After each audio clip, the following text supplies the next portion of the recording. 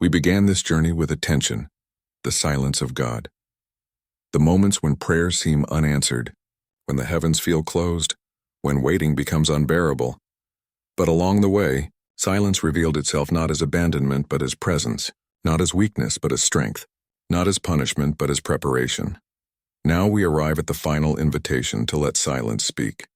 Because silence is not the end of the story. Silence is a language, and if you let it, silence will preach louder than words. Silence speaks of love. A parent doesn't need to narrate every act of love. Sometimes love is shown in quiet meals cooked, in lights left on for a child coming home late, in simply sitting together without words. God's love is the same. His silence does not mean absence of care. It often means he is doing more than words could explain. When Israel endured 400 years of silence between Malachi and Matthew, heaven did not stop loving. It was preparing the arrival of Christ, the loudest declaration of love ever made. So when God is silent, remember, silence itself is saying, I love you enough to work in ways you cannot yet see. Silence speaks of trust. Sometimes silence is God's way of saying, I trust you. Think about Job. God allowed him to face suffering without explanations. Not because God was careless, but because Job's faith could bear the weight of silence, or Abraham. For years he walked with nothing but a promise. Silence taught him to trust God's word more than circumstances. When heaven grows quiet, perhaps God is trusting you to walk by faith and not by sight. Perhaps silence is his way of saying, I know you can carry this. I know you will not let go. Silence speaks of mystery. We like answers. But answers are not always what shape us. Mystery does. Ecclesiastes says, God does everything so that people will fear him. 3:14. That fear is not terror but awe. It comes when we realize that God is bigger than our comprehension. Silence pulls us into that awe. It reminds us that God is not a machine who responds to inputs, but a person who moves with mystery. And mystery is not the enemy of faith. Mystery is the soil where faith grows. Silence speaks of power. The cross is the loudest proof. On the darkest day in history, Jesus hung between heaven and earth. He cried out, my God, why have you forsaken me? Heaven was silent, but that silence was not weakness. It was power. Because in the silence of that Friday, sin was broken. In the silence of that Saturday, hell was defeated. And on Sunday, the silence gave way to resurrection. When God is silent, it may feel like defeat. But silence is often the pause before victory, the holding of breath before breakthrough. Silence speaks of presence. Psalm 46 does not say, be busy and know that I am God. It does not say, be loud and know that I am God. It says, be still and know that I am God. The Spirit whispers, not shouts. The kingdom grows like a seed, not an explosion. The presence of God is often felt most deeply not in thunder but in stillness. When silence surrounds you, it may be that God is nearer than you think. Not absent, present, closer than your breath, the invitation. So what do we do now? We accept the invitation to let silence speak, to stop fighting it, to stop fearing it, to welcome it. The next time your prayers echo back empty, pause. Don't rush to fill the gap with noise. Don't panic. Sit in the quiet. Let silence speak. You may hear nothing with your ears, but your soul will begin to recognize a deeper sound, the steady heartbeat of God's presence, the quiet assurance that you are not forgotten, the soft whisper that says, I am still here. The closing paradox. Silence. The thing we feared most becomes the thing that carries us. What once felt like distance becomes intimacy. What once felt like emptiness becomes fullness. Silence, when surrendered to the Spirit, speaks more than words ever could. I leave you with this. One day, silence will end. Revelation tells us that heaven will one day be filled with unceasing praise. Every prayer will be answered, every longing fulfilled, every tear wiped away. But until then, silence is part of the song. A verse that teaches us to wait. A rest that prepares us for the crescendo. So let silence speak. Let it stretch your hope. Let it deepen your trust. Let it strengthen your soul. Because silence is not the enemy of faith. It is the echo of God's love. It is the rhythm of His presence. It is the whisper of eternity. And if you listen, truly listen, you will hear it. If silence is not absence, if whispers carry weight, if emptiness prepares for fullness, And if the Spirit prays when words fail, then silence is no longer something to fear. It becomes something to live with, something to lean on, something to turn into strength. The question is how? How do we take this understanding of silence and let it shape our daily walk with the Spirit? The answer is not complicated, but it is costly. We must learn to welcome silence instead of running from it. To treat it not as an interruption but as a rhythm, not as a void but as a companion. Make silence part of your rhythm. The world thrives on noise. News feeds update by the second. Conversations buzz, alerts demand attention. But the Spirit often moves at a different pace. That's why you must choose silence on purpose. Jesus himself modeled this. Again and again the Gospels say, he withdrew to lonely places and prayed. Luke 5:16. He walked away from crowds, from miracles, even from his own disciples, to be alone with the Father. If the Son of God needed silence, how much more do we? This doesn't have to be dramatic. Start with minutes, not hours. Wake up and give God the first 5 minutes without a phone. End the day by sitting in stillness, whispering gratitude. In those small choices, silence becomes not strange but familiar. Let silence reshape your identity. Noise often tells you who you are. Social media, opinions, comparisons, they all shout identities at you. But silence strips those away until only God's voice remains. Remember Jesus' baptism. Before he preached, healed, or performed a miracle, he stood in the Jordan River. Heaven opened and a voice said, "This is my Son, whom I love. With him I am well pleased." That was his identity, spoken in silence before any achievement. The Spirit still speaks the same today. In the quiet, you will hear again, "You are my child. I love you. I am pleased with you." That is strength no noise can steal. Turn silence into surrender. Silence is frustrating when we treat prayer like a transaction. We want answers, timelines, solutions. But what if prayer is less about control and more about surrender? Habakkuk ended his book not with answers but with trust. Though the fig tree does not bud and there are no grapes on the vines, yet I will rejoice in the Lord, I will be joyful in God my Savior. Habakkuk 3:17-18. Silence became strength because he stopped demanding and started trusting. When you pray and nothing comes, you can still say, "Yet I will trust you." That is strength born from surrender. See, silence is preparation for courage. The quiet places prepare you for noisy ones. Think of David. He learned to listen to God in fields of silence, watching sheep, playing his harp. That stillness forged the courage he needed to face Goliath, or Daniel. He built a rhythm of prayer 3 times a day, often in silence. That rhythm gave him the boldness to face lions without fear. Your daily silences may feel small, but they are training ground. They are where you gain the strength to stand when life grows loud. Anchor silence in hope. Silence can still feel heavy. Waiting seasons are long, but hope transforms silence from endurance into expectation. Paul wrote in Romans 8:25, "If we hope for what we do not yet have, we wait for it patiently." That patience is not passive. It is a posture of hope. It says the silence is not empty. Something is coming. This is what makes silence strength. Not because it feels easy, but because it teaches you to root your life in promises instead of proof, in hope instead of sight. I think of a woman I once met who kept a journal of her prayers. For years, page after page, the requests seemed unanswered. She told me there were seasons she wanted to quit, but she didn't. She kept writing, kept praying, kept sitting in silence. Years later, she began to flip back through those pages. To her shock, almost every prayer had been answered, just not in the way or time she expected. She told me, "The silence that once felt like weakness became my strength." Because it taught me to wait, and in waiting I learned that God was always working. That is what walking with the Spirit looks like. Not avoiding silence, not resenting it, but letting it turn you into someone unshakable, someone who doesn't panic when God feels quiet, someone who doesn't chase theatrics for proof, someone who trusts that the Spirit is moving even when unseen. Because silence in the end is not a threat to your faith. It is the furnace where your faith is forged. And when you learn to walk with the Spirit in silence daily, you discover something astonishing. Silence no longer feels like nothing. It feels like presence. It feels like strength. It feels like God. There comes a point in silence when even whispers seem impossible. You sit down to pray and nothing comes. No words, no phrases, just an ache too deep to name. What do you do then? Here is the staggering promise of Scripture. When your words fail, the Spirit Himself prays for you. Paul writes in Romans 8. We do not know what we ought to pray for, but the Spirit Himself intercedes for us through wordless groans. And He who searches our hearts knows the mind of the Spirit, because the Spirit intercedes for God's people in accordance with the will of God. Think about that.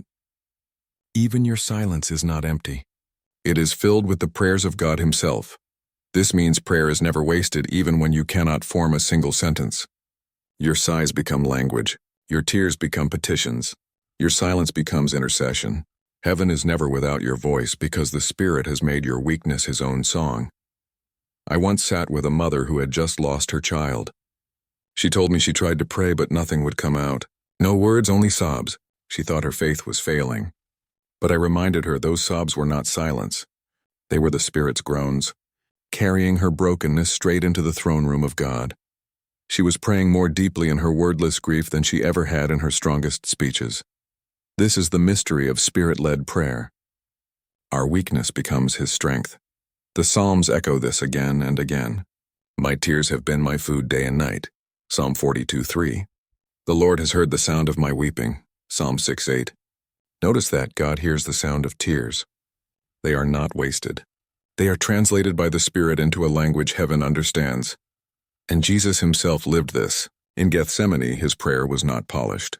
It was groaning, sweating blood, whispering, Father, if it be possible, let this cup pass from me. And on the cross, His cry, my God, why have you forsaken me? Was not theologically tidy. It was raw, broken, wordless beyond comprehension. And yet those groans shook eternity.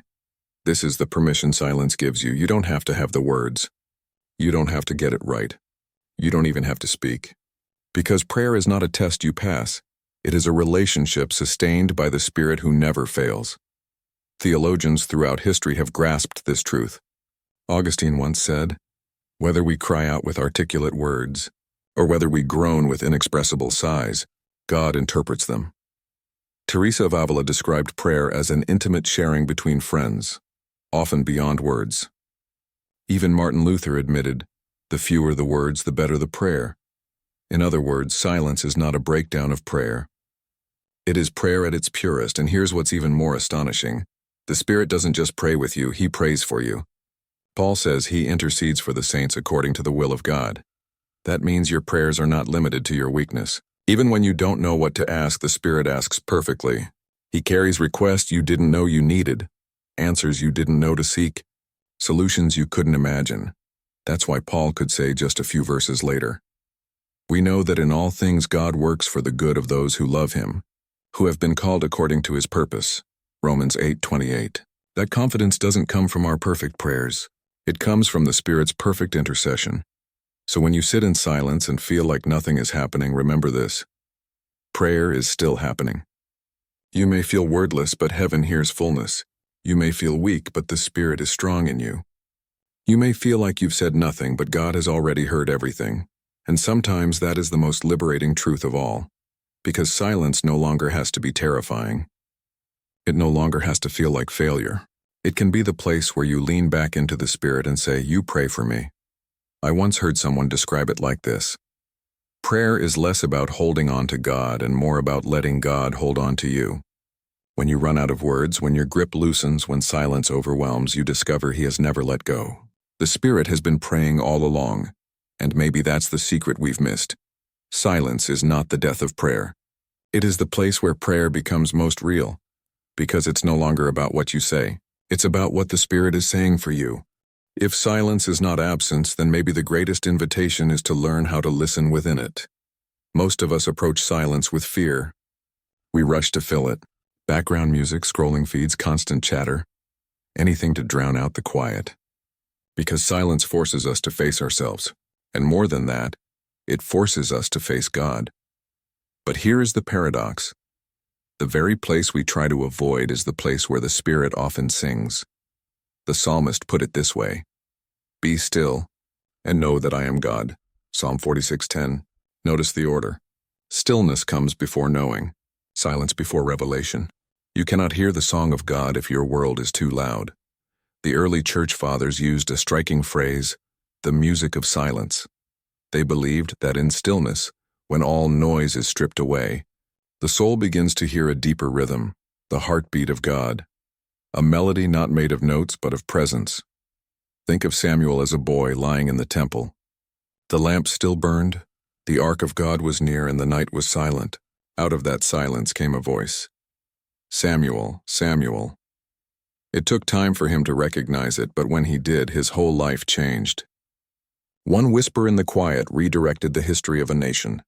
This is why silence is not empty. It is tuned for listening, but here is the challenge. Listening requires patience. And patience is not natural for us. We want answers fast, breakthroughs quick, clarity now. But God's voice is not microwaved. It is cultivated. It is grown in soil tilled by waiting. The prophet Habakkuk understood this. He stood on the watchtower waiting for God's reply. He wrote, "I will stand at my watch and station myself on the ramparts.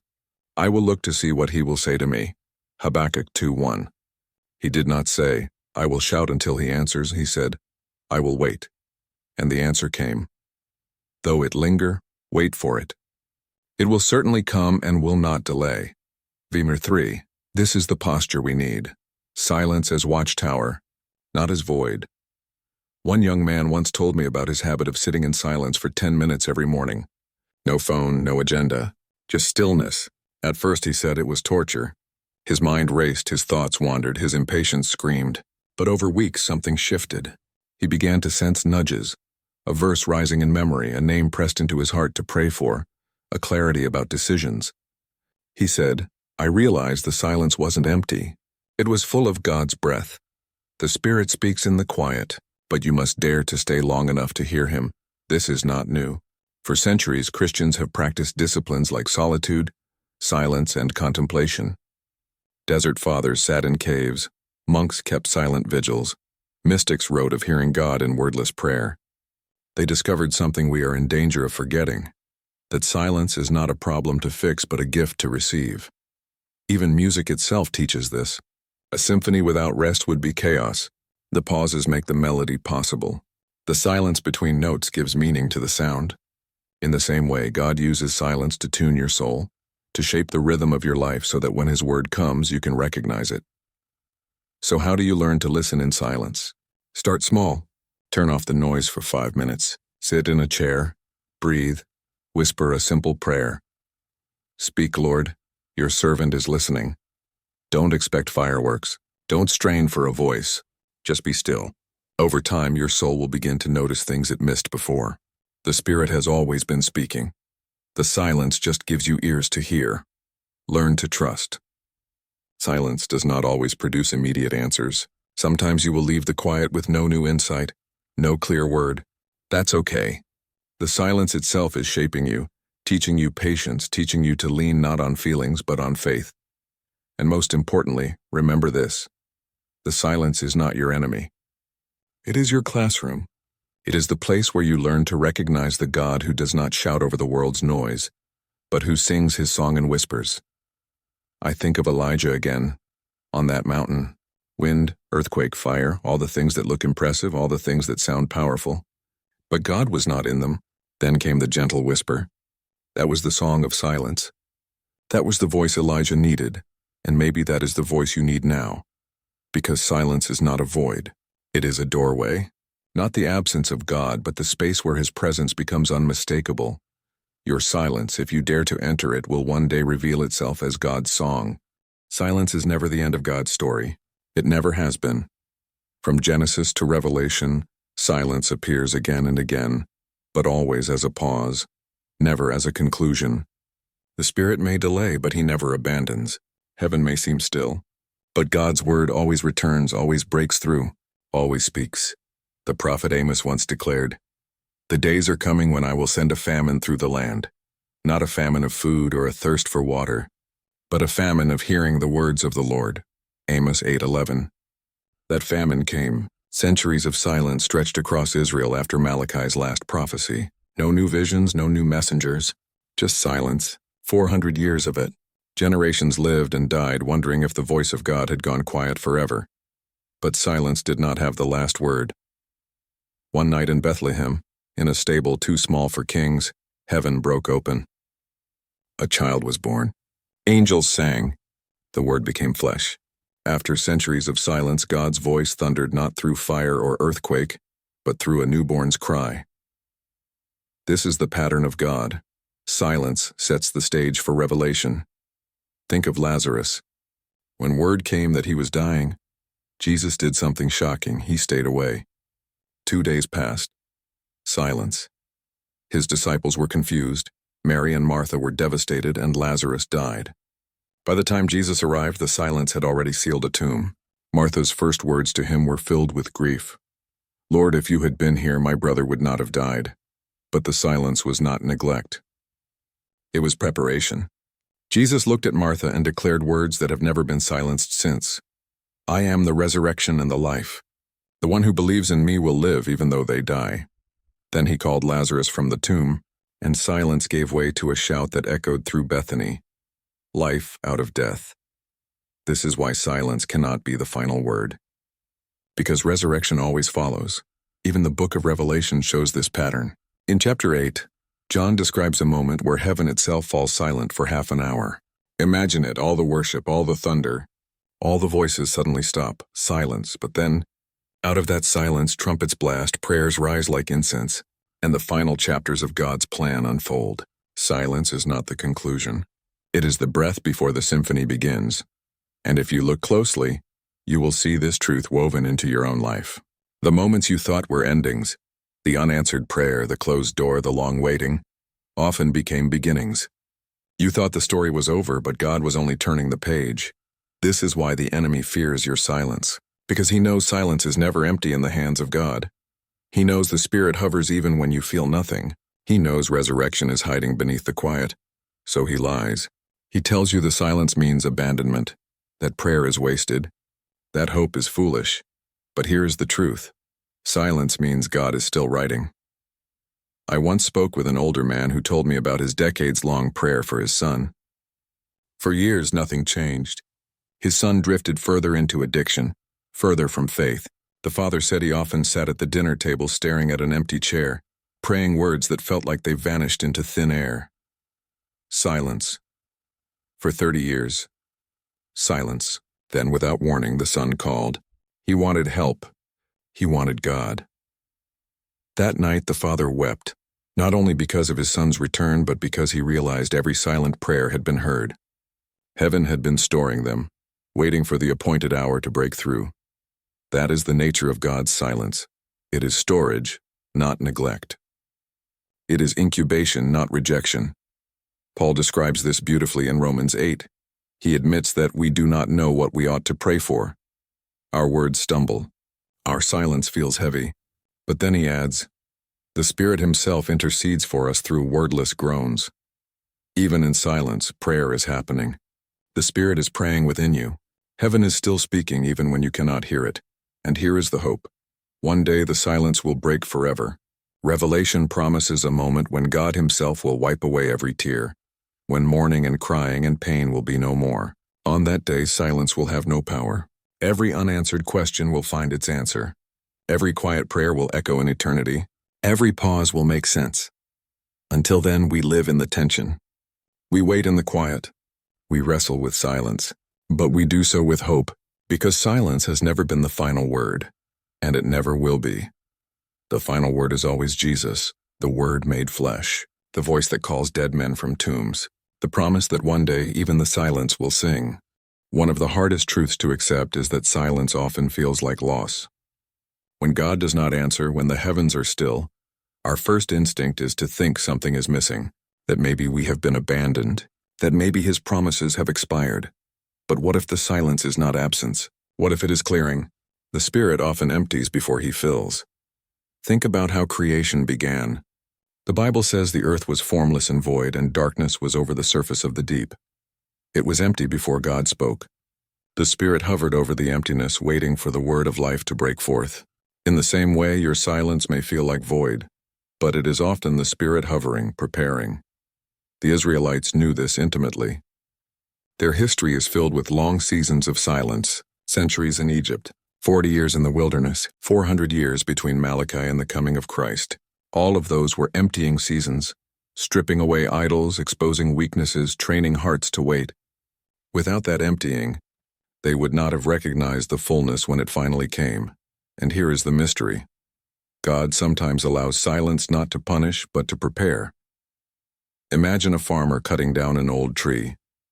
To the casual eye, it looks like destruction, but to the farmer, it is clearing space for a seed that will grow taller, stronger, more fruitful. In the same way, when God takes away voices, removes supports, or allows doors to remain closed, He is not erasing your story. He is making room for a greater one. Jesus taught this principle with a striking image. Unless a kernel of wheat falls to the ground and dies, it remains only a single seed. But if it dies, it produces many seeds. John 12:24. Death comes before multiplication, emptiness before abundance, silence before song. This is why some of your deepest frustrations in prayer may actually be invitations. The Spirit may not be ignoring you. He may be asking, will you trust me even when I clear the stage? Will you trust me when the props fall away, when the crowd is gone, when all that remains is me? I think of Job sitting in ashes, stripped of children, wealth, health, and reputation. For most of the book, heaven is silent. His friends accuse him. His wife despairs. His own body breaks under the weight of loss. And Job's complaint is not only about his suffering, it is about God's silence. I cry out to you, but you do not answer. I stand, but you only look at me. Job 30:20. And yet in that silence, Job is emptied of every false hope. Nothing is left but God. And when God finally speaks, Job realizes the silence was not cruelty. It was clearing. Stripping away until Job's eyes could finally see. My ears had heard of you, but now my eyes have seen you. Job 42:5. This is the paradox. Silence does not mean God is left. It means He is closer than ever, reshaping the space where His fullness will dwell. Even Jesus walked through this emptying. On the cross He cried, my God, why have you forsaken me?" That was not a performance. It was the real agony of silence, the weight of emptiness. And yet 3 days later, the silence of the tomb broke into resurrection life. The emptiness became fullness, the absence became presence, the loss became victory. Your silence may feel like death, but resurrection always hides in silence. History echoes this pattern again and again. Consider the monks of the Desert Fathers in the early centuries of Christianity. They left bustling cities, choosing barren wilderness. Why? To be emptied, to trade noise for silence, distraction for stillness. In that emptiness, they found a nearness of God that shook the world. Their prayers, whispered in deserts, ignited movements that still shape Christianity today. Or think of those moments in your own life when everything was stripped away. The job lost. The relationship ended. The dream shattered. At the time, it felt like ruin. But looking back, can you see how that silence carved out space for something you could not have imagined then? The Spirit was not absent. He was clearing. Here is where the enemy tries to deceive you. He whispers in silence, "See, God has forgotten you. You are empty because you are abandoned." But the truth is the opposite. You are empty because you are chosen. You are silent because you are being prepared. You are waiting because something greater is on its way. This is why Paul could write with confidence. We are hard-pressed on every side, but not crushed. Perplexed, but not in despair. Struck down, but not destroyed. 2 Corinthians 4:8-9. Why? Because emptiness is never the end. It is always the stage for glory.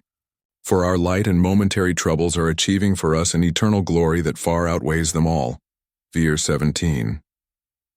So if you find yourself in a season where prayer feels like pouring words into a void, hold on, the void is not wasted. The silence is not punishment. The Spirit is hovering over the waters of your emptiness, preparing to speak life, and when the silence breaks, or when the whisper comes, when the presence fills the void, you will look back and realize without the emptiness, you would not have been able to hold the fullness. Because God empties not to destroy you, but to enlarge you. One of the great misunderstandings about prayer is that God listens to volume. We think if we shout louder, sing longer, cry harder, then maybe heaven will bend down, but the Spirit is not persuaded by theatrics. He is not moved by performance. What He desires is truth, the kind of honesty that whispers when the world expects a roar. Elijah learned this the hard way. On Mount Carmel, he saw God answer with fire. The altar burned, the prophets of Baal fell silent, the people shouted, "The Lord, He is God." It was dramatic, thunderous, undeniable. But not long after, Elijah fled into despair, hiding in a cave. He wanted another explosion, another earthquake, another fire. Instead, the Lord passed by, first in wind, then in quake, then in flame. But God was in none of these. Finally, a gentle whisper, barely audible, and Elijah covered his face, for he knew the whisper carried more weight than the roar. The Spirit does not need your theatrics. He wants your honesty. Jesus himself warned about this in the Sermon on the Mount. When you pray, do not be like the hypocrites, for they love to stand in the synagogues and on the street corners to be seen by others. Truly, I tell you, they have received their reward. Then he added, when you pray, go into your room, close the door, and pray to your Father, who is unseen. In other words, prayer is not a stage. It is easy to perform prayer for others. The polished phrases, the perfect tone, the hand gestures that signal passion, but none of that reaches heaven if it is not real. The Spirit listens not to performance but to the faintest cry of a sincere heart. I think of a young woman who once told me about her struggle in a crowded worship service. The music was loud, people were weeping, hands raised high, but she felt nothing. She thought maybe something was wrong with her. That night, frustrated, she went home and sat on the floor of her bedroom. With no music, no lights, no audience, she whispered, God, I don't even know what to say. I just want you. She told me she had never felt the Spirit nearer. That is authenticity. It is not about what others see. It is not about noise or spectacle. It is about a heart that refuses to fake what it does not feel. A soul that dares to be honest even when honesty sounds weak. This is why the Spirit loves whispers. Because whispers cannot be faked. They are too fragile. They come only from the deep places of the heart. And this is why the modern obsession with performance often keeps us from hearing Him. Our churches are filled with lights, sound systems, choreography. None of these are wrong. They can be beautiful tools. But the danger comes when we mistake atmosphere for presence. When we think the goosebumps caused by music are the same as the nearness of God. The Spirit is not against beauty, but He will never trade authenticity for theatrics. History is full of this lesson.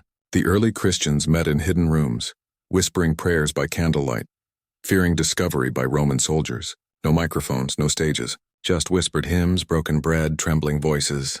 And yet the Spirit shook empires through those whispers. Centuries later, reformers and revivalists discovered the same truth. It was never the polish of their words that brought awakening, but the authenticity of their cries. Martin Luther's boldest prayers were often simple.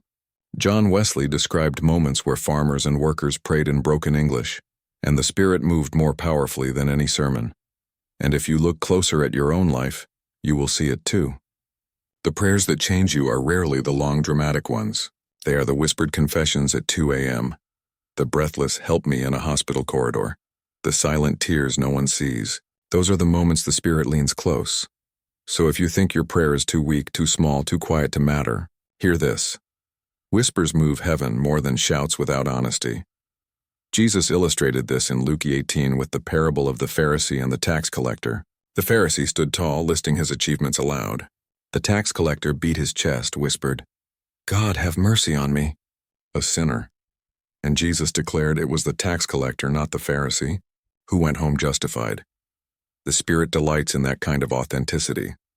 So what does this mean for you? It means you don't need to force tears when they won't come. You don't need to imitate the eloquence of someone else's prayer. You don't need to crank up the music, dim the lights, or strain your voice. You just need to be honest, even if that honesty sounds like silence. Even if it comes out as nothing more than a whisper, because the whisper is enough. And if you stay in that whisper long enough, you will discover what Elijah discovered. The Spirit was never in the noise. He was always in the stillness. One of the hardest truths about prayer is this.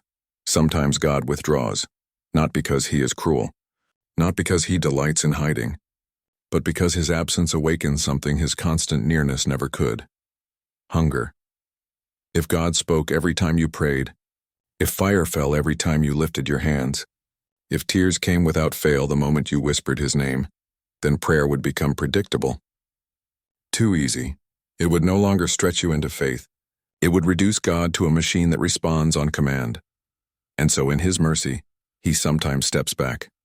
Not to leave you, but to draw you closer. not to punish you, but to prepare you. The lover in the Song of Songs knew this ache. She searched for her beloved in the streets, calling out into the night, but he was nowhere to be found. That silence did not mean abandonment.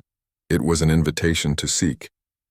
The absence sharpened her desire, refined her love, taught her that she wanted not just the gifts of the beloved, but the beloved himself. Or think of Lazarus. When word reached Jesus that his friend was sick, he could have rushed to the house in Bethany. But he waited. He delayed until Lazarus died, until hope itself seemed buried in the tomb. Why? Because he was preparing them for a miracle greater than healing. They wanted recovery. He wanted resurrection. That is the purpose of withdrawal. The Spirit allows seasons of silence to strip away your lesser expectations, to awaken in you a hunger that only resurrection can fill. The desert fathers of the 4th century understood this. They left the comforts of the city to wander into barren landscapes, where silence was their only companion. They believed that in silence, the false attachments of the soul would be exposed. Pride, ambition, distraction, all were stripped away in the wilderness. Why? So that when God spoke, their hearts would be pure enough to receive it. Withdrawal is pruning, and pruning always feels like loss. Jesus said in John 15, "Every branch that does bear fruit he prunes, that it may bear more fruit." To the branch, pruning feels like abandonment, the cutting away of what seemed alive. But the gardener knows better. Without pruning, growth is shallow, fruit is small. With pruning, the roots go deeper, the fruit multiplies, the harvest lasts. Maybe that is where you are right now. You feel cut back, stripped. The nearness you once knew has been removed.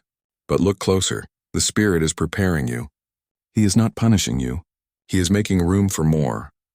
Imagine an artist preparing a canvas. Before the first stroke of color, the canvas must be blank. The surface must be stripped of any previous markings. To an untrained eye, that blankness looks like nothing. But to the artist, it is possibility. Or think of a farmer clearing a field. The old stalks must be pulled, the soil overturned, the stones removed. To the passerby, it looks barren, empty, wasted. But to the farmer, it is preparation for seed. Your silence is that canvas. Your emptiness is that field. The Spirit withdraws not to starve you, but to make you hungry enough for the feast he is preparing. I once heard of a man who had prayed faithfully for years, always sensing God's presence in vivid, tangible ways. Then one day it stopped. For months he prayed and felt nothing. He begged for the old days to return, but they did not. In time, he realized something. His prayer life had been too dependent on the feelings themselves. He had loved the sensation of God more than God. The silence exposed that, and when the Spirit finally returned with a fresh outpouring, it was different, quieter, deeper, less about experience and more about relationship. The silence had refined his love. That is what God is doing with you. If you are in a season where prayer feels dry, where heaven feels distant, do not mistake it for rejection. It is preparation. It is pruning. It is hunger being awakened. C.S. Lewis once said that God whispers to us in our pleasures but shouts in our pain. Silence is his way of reshaping our appetite, of pulling our love away from the surface things and anchoring it in himself alone. So when you pray and feel nothing, do not walk away. Stay. Let the hunger grow. Let the pruning cut, because when the Spirit returns, you will find yourself not only comforted but transformed. Withdrawal is not the end. It is the sharpening of desire. It is the emptying before the filling. It is the death before the resurrection. It is preparation. There comes a point in prayer when even tears dry up. At first, the flood of emotion feels like proof that God is near. You cry, and the tears themselves seem to speak louder than words. But after a while, the flood slows. The well feels empty. What remains is a hollow fatigue, a strange exhaustion that whispers, maybe it's time to stop. Most of us mistake that moment for failure. We think prayer only counts when it is passionate, poetic, dripping with visible feeling. But the Spirit sees differently. He measures prayer not by its sound but by its endurance. Think of Elijah. The prophet had just called down fire on Mount Carmel, had watched heaven break open at his word. But afterward, he found himself hunted, worn down, and alone. He fled into the wilderness until he collapsed beneath a broom tree, begging God to take his life. His tears fell, but even they dried up. And in that stillness, an angel came, not with a sermon, but with food and rest. Elijah was told to continue, to stay in the cave, to wait. And it was in that cave, after the fire and after the earthquake, that Elijah finally encountered the whisper of God. Endurance, not emotion, or think of Jesus in Gethsemane. Sweat like blood rolled down his face, his friends fell asleep, and his soul felt sorrowful unto death. The cup of suffering loomed. He prayed once, twice, 3 times. Each prayer carried less outward strength but more surrender. And by the time he rose, he was ready to meet his betrayer with a steady heart. The Spirit was present in both those moments, not to make the prophet or the Savior feel better, but to give them the strength to stay. This is what the Spirit does for you when the tears stop. He whispers, "Stay. Stay in the room even when you feel nothing. Stay in the prayer even when the words are heavy. Stay in the faith even when you are tempted to give up." Because staying itself is a form of worship. Staying says, "I want God more than I want comfort." Our culture has trained us to chase only what excites. If the music doesn't move us, we skip the track. If the show drags, we change the channel. If the relationship feels hard, we walk away. We have been taught that meaning equals feeling, but prayer dismantles that lie. Prayer insists that love is proven not when passion is easy, but when presence is chosen. Imagine a marriage where one spouse walks away the moment the butterflies fade. That would not be love. Real love is staying through silence, through sickness, through the long nights where nothing stirs the heart. So it is with God. Endurance is the proof of love. I once read of a woman who, after years of feeling God's nearness, entered a long season of drought. She prayed every morning at the same chair in her kitchen, coffee steaming beside her, Bible open on the table. Day after day, she felt nothing. Week after week, no revelation, no tears, no voice. But she stayed.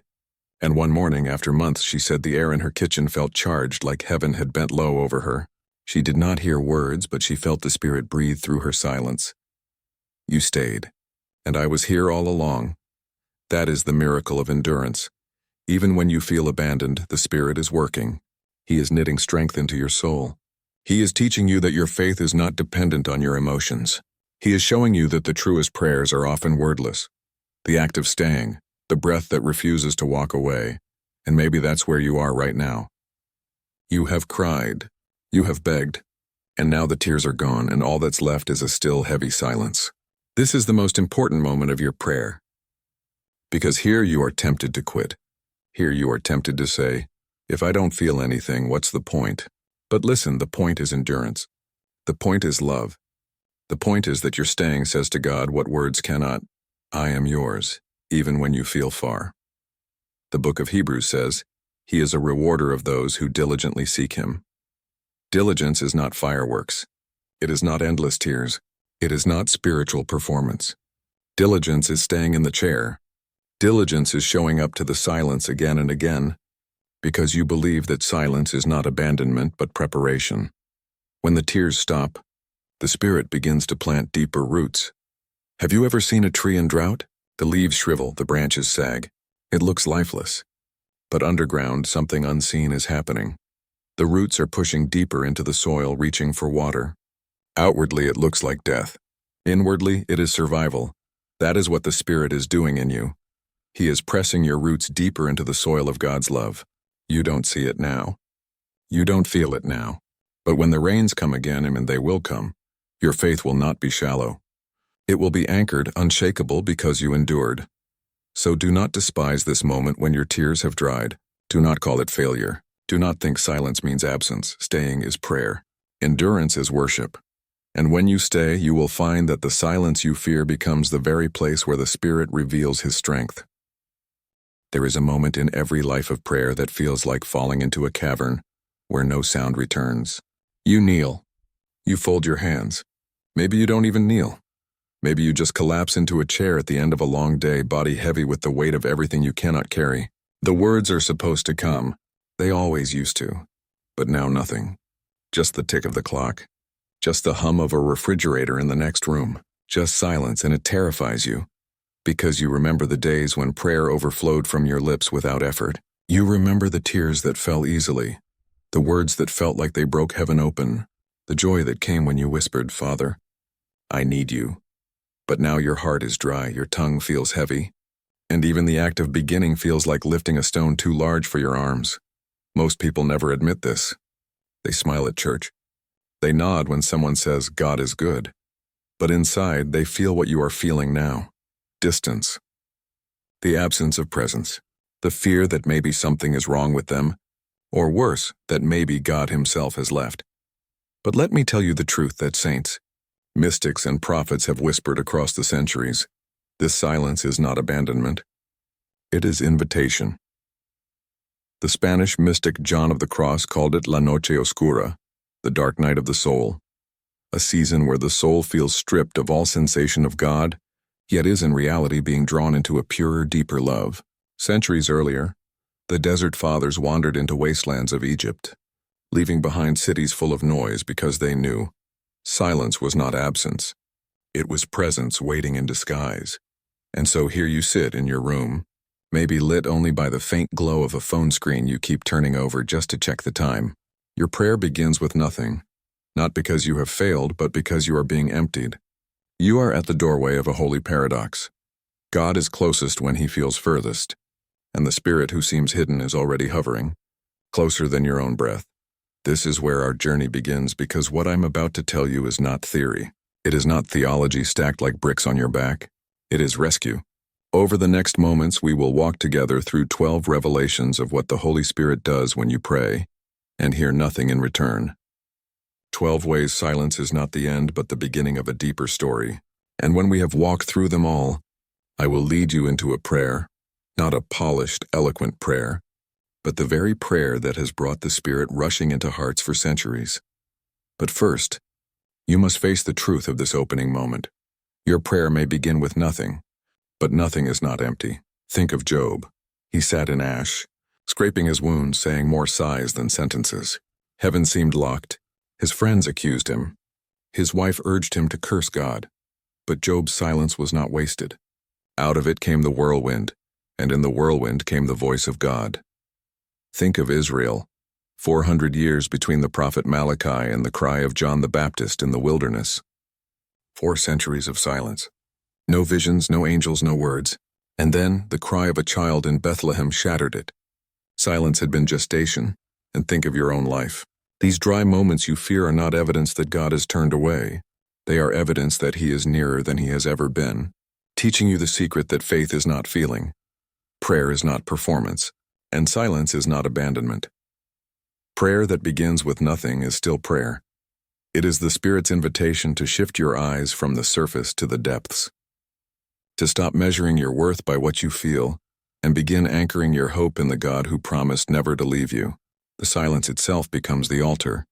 So if you are staring at the ceiling, unable to form a single word, if you are clutching the blanket in the dark, heart racing because you fear your own prayers bounce off the wall, if you are too tired even to say, "Help me, God," stay here. Do not run, because it is in this silence, in this holy nothingness, that the Spirit begins his work.